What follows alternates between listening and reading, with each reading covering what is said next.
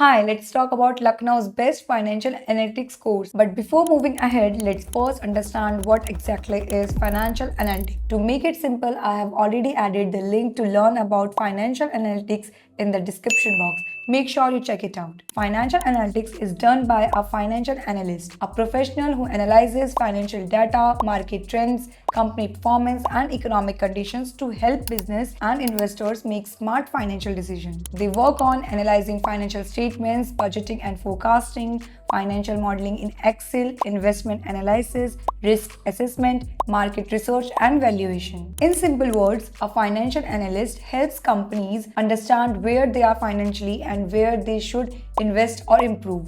Now, let me assure you the demand for financial analysts is really high, not only in India but also in the global market. With business growing and investment increasing, company needs skills analysts to manage and plan finance strategy. Now, if you are serious about learning financial analytics, I have added the link to the best financial analyst course available in your city in the description. Do check it out. I hope you found this video valuable. Do like, comment and share. And if you have any doubts, drop them in the comments. I will surely clear them.